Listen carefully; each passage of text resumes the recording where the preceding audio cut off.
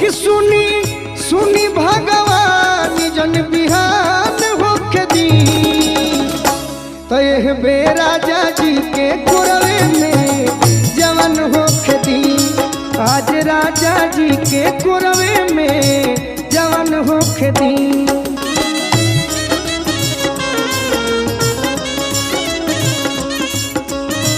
वाह वाह इ नया जेकर बिया होलो करा खातिर बा नौजवान भाई लोग लगन आवे वाला बा ऐसा में मेहरारू मिल जाए तो खूब खुश रहे हैं सब।